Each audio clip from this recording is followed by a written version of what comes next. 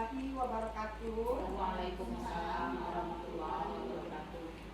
Di sini saya mendapatkan sedikit waktu yang diluangkan oleh ibu semuanya, di mana di sini adalah imbas dari kegiatan kami waktu di Padang, karena ada pelatihan matematika gembira.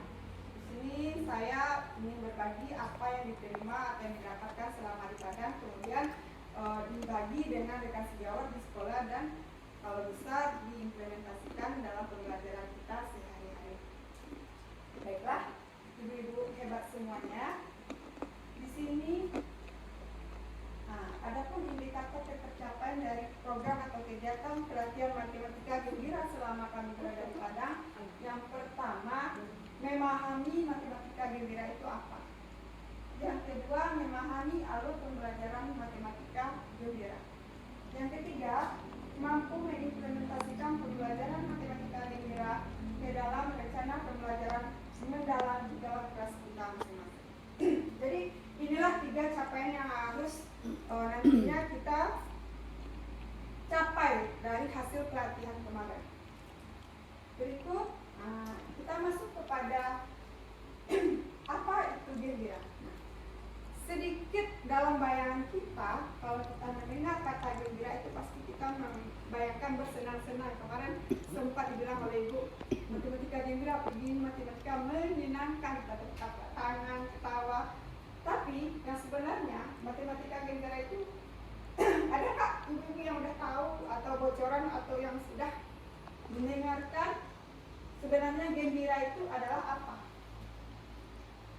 Mungkin bayangan ibu sudah ada. Suasana yang menyenangkan. Iya, suasana menyenangkan, bagus. Apalagi ibu? Gemar matematika. Gemar matematika, iya masuk juga. Apalagi kira-kira? Pendekatan pembelajaran. Iya, pendekatan pembelajaran. Bagus. Ternyata ibu-ibu kita di sini semuanya secara garis besar sudah memahami, sudah mengetahui yang matematika gembira ini. Yang pertama tadi, gembira itu adalah pemahaman atau strategi dalam pembelajaran matematika yang mana tadi memiliki suasana asik dan menyenangkan yang konteksnya lebih ke benda-benda konkret atau nyata di depan anak-anak kita atau di sekitar anak-anak kita di dalam kelas. Kalau dalam pembelajaran matematika itu kita tidak perlu mencari hal-hal yang jauh, cukup kita mencari benda-benda konkret yang ada di dalam kelas kita saja. Nah, di sini tadi dikatakan sama Ibu Loli bahwa pendekatan pembelajaran. Ya. Gembira di sini adalah alur atau langkah dalam pembelajaran matematika. Yang pertama ada G, gali dan eksplorasi. Kita akan menggali pemikiran anak-anak kita, akan mengeksplorasi pengetahuan mereka dengan benda yang ada di sekitar. Kita bawa mereka dengan hal-hal nyata yang ada di lingkungannya. Kemudian setelah kita menggali eksplorasi ini, kita tentukan konten atau konten di sini sama dengan materi. Materi apa nanti yang akan kita ajarkan kepada murid kita sesuai dengan lingkungan kita. Setelah kita menggali dan eksplorasi. Setelah itu, setelah kita buat konten di sini sama dengan materi ajar. Setelah itu, kita lanjutkan kepada aktivitas pemikiran murid. Kita ikuti pemikiran murid di sini contohnya. Misalnya untuk pelajaran fase A, angka atau bilangan. Nah, di sini kita biasanya mengajarkan anak, pasti kita mengenalkan dulu mereka ke bentuk nyata. Misalnya kita melihat ada bola. Berapa bola ini anak-anak? Nah, dari jumlah bola itu mereka akan menyebutkan jumlah angkanya. Dari angka itu maka kita tuliskanlah lambang bilangan tadi berupa angka. Itu yang dikatakan dengan ikuti pemikiran murid. Di sini juga kita akan meluruskan apa yang disampaikan oleh murid tadi. Yang kelima, kita rayakan dan akhiri. Contoh kalimat penutup yang akan kita berikan. Bagaimana perasaan anak ibu setelah melakukan pembelajaran hari ini? Hal apa yang membuat anak ibu berpikir keras dalam pembelajaran hari ini? apakah Anda merasa senang? Nah, di raya dan akhir ini kita lebih dominan ke perasaan murid.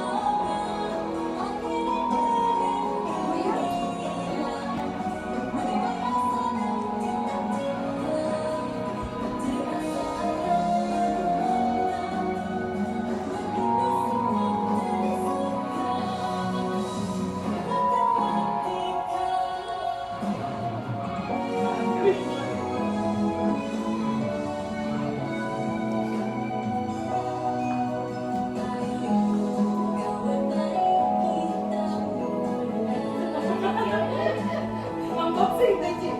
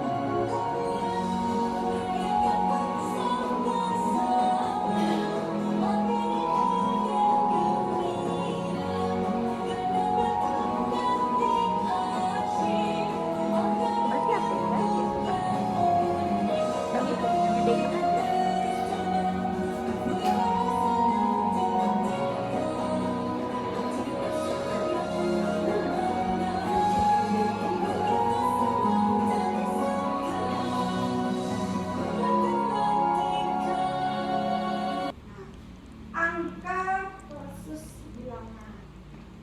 Apa yang dulu tak ketahui tentang angka dan apakah Bapak dan Ibu guru pernah membayangkan perbedaan antara angka dengan bilangan? Adakah Bapak Ibu yang tahu atau yang tahu apa itu angka dan apa itu bilangan? Nah, ada yang tahu Ibu? Sama anak itu beda. Apa Bu Loli? Bu Loli tahu? Kalau angka lambang dari. Iya. Kalau bilangan itu banyak macamnya.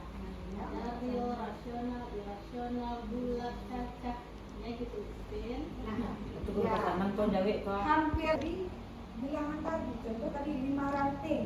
5 itu kan adalah Angka 5. angka yang kita simbolkan.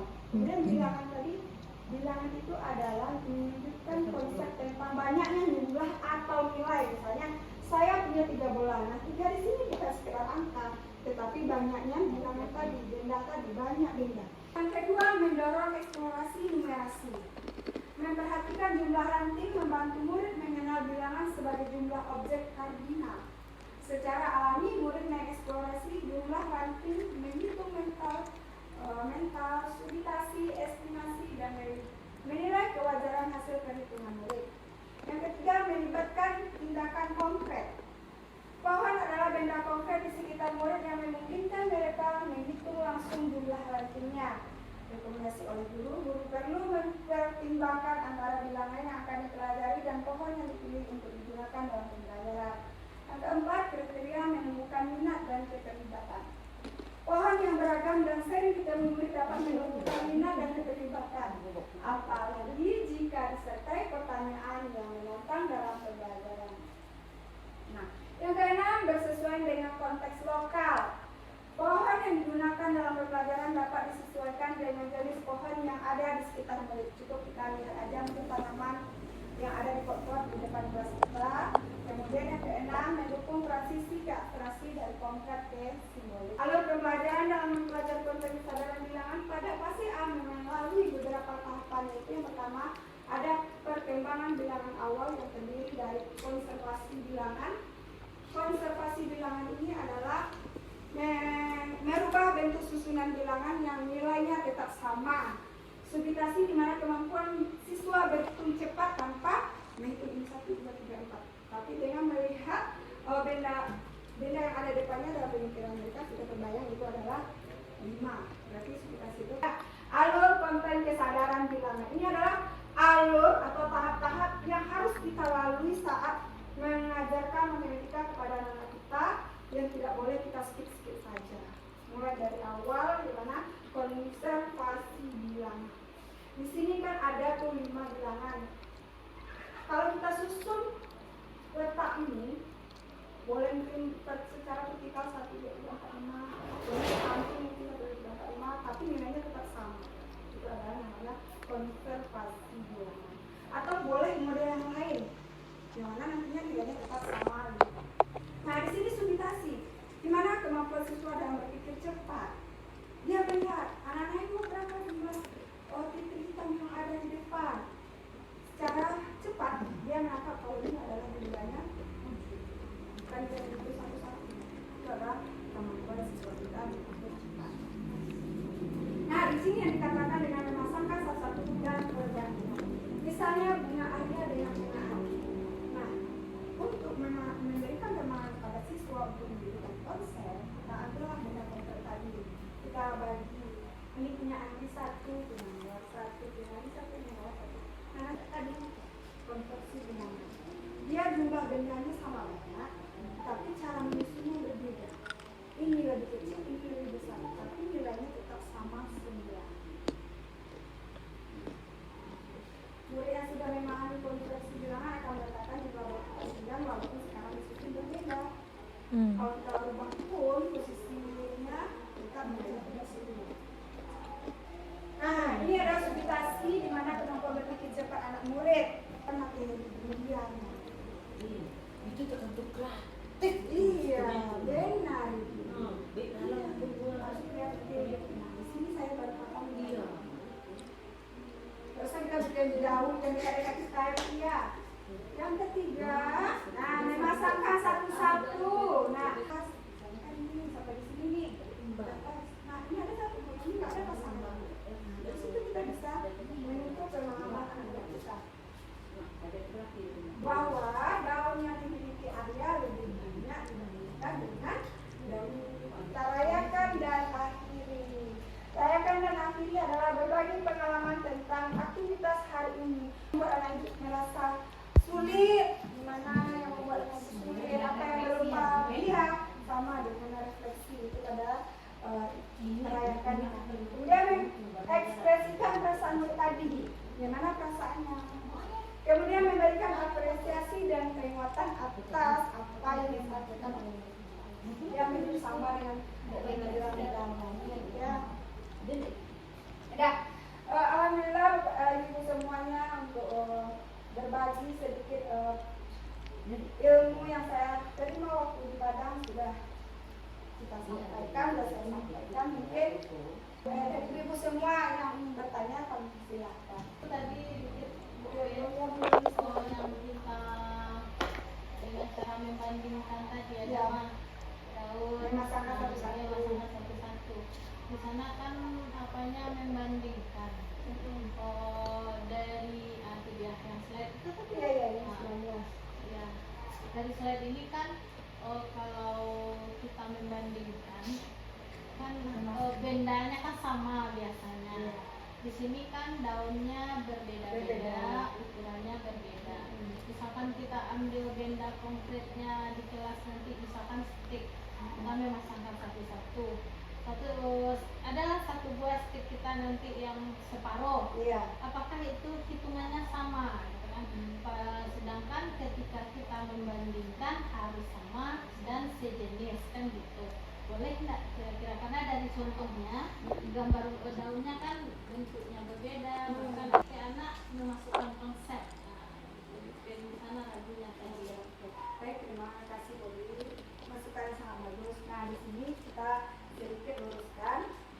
Ini untuk kelas TK. Kalau dalam membandingkan, kita boleh menggunakan benda apa saja. Tidak harus misalnya ini daun, tidak harus sama benda yang kita bandingkan.